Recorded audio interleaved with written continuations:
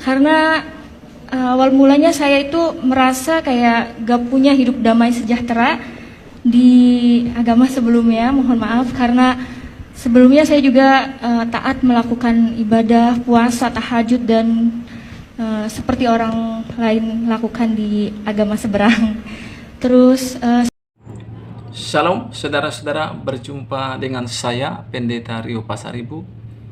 Selamat datang di channel kita, channel TV Kabar Baik. Terima kasih buat teman-teman yang sudah mendukung channel ini.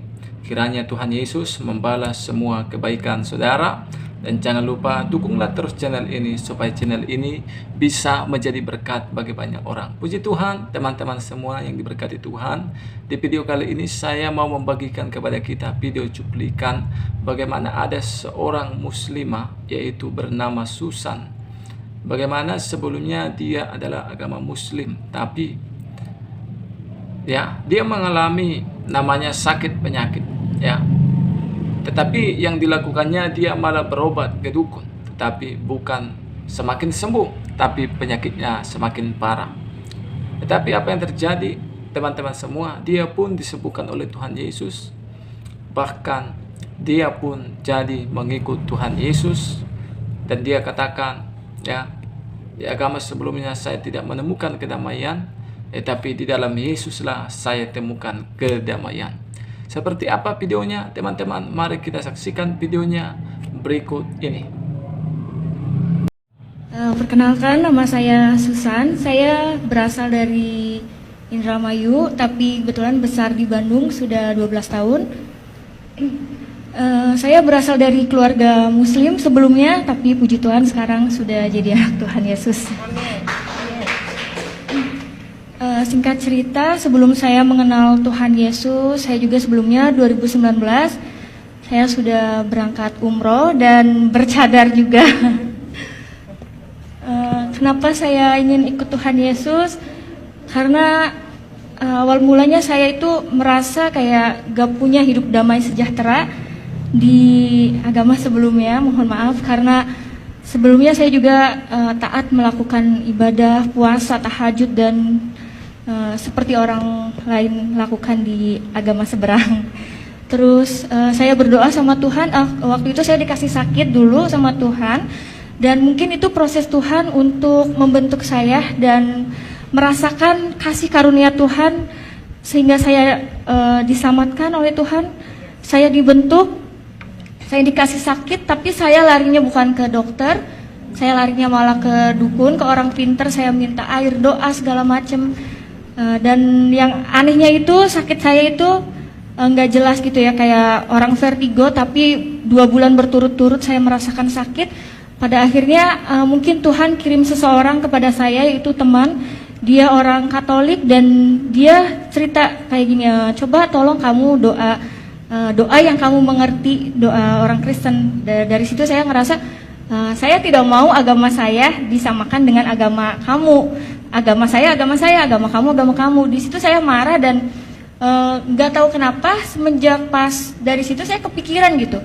Oh iya ya, karena kan kalau doa orang agama seberang pasti pakai bahasa Arab dan saya tidak mengerti artinya gitu, cuma doa aja. Nah dari situ saya iseng buka-buka YouTube, lihat kesaksian orang-orang Kristen dan saya penasaran gitu, sehebat inikah Tuhan Yesus?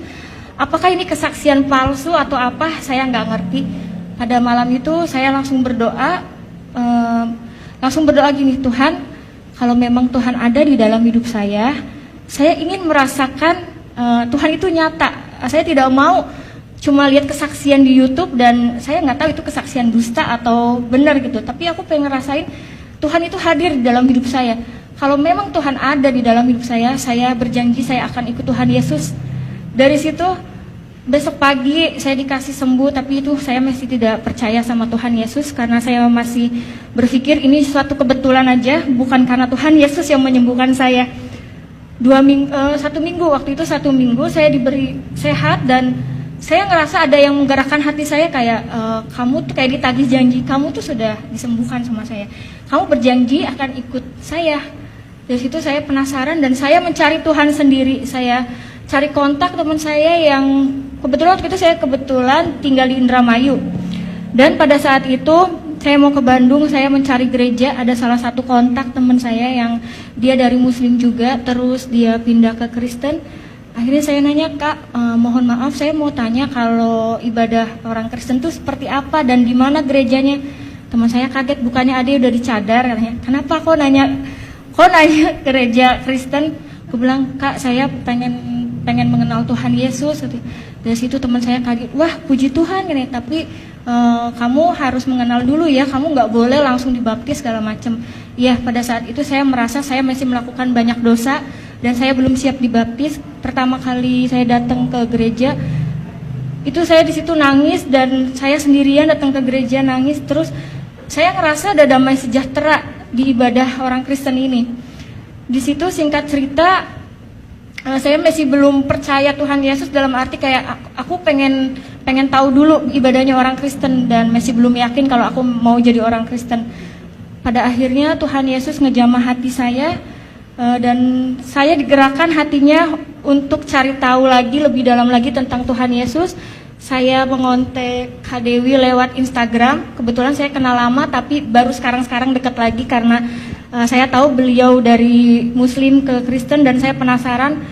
Pada waktu itu langsung ketemu dan yang tadinya saya tidak mau dibaptis karena beliau menginjili saya, dan saya berdoa sama Tuhan, Tuhan kalau memang Tuhan berkenan, tolong siapkan hati saya untuk menjadi anak Tuhan Yesus dan bisa memuliakan nama Tuhan dan bisa menyelamatkan keluarga saya juga Tuhan. Dari situ saya nggak lama, bulan 6 tanggal 24 saya sudah dibaptis, puji Tuhan. Setelah mengenal Tuhan Yesus, saya merasa kayak lebih damai sejahtera. Apapun masalah yang saya hadapi, biasanya saya itu emosian, temperamen. Puji Tuhan sekarang saya bisa lebih sabar, lebih menerima kenyataan hidup saya. Dan saya juga pernah ketahuan sama mama saya, karena kebetulan orang tua saya belum tahu kalau saya Kristen.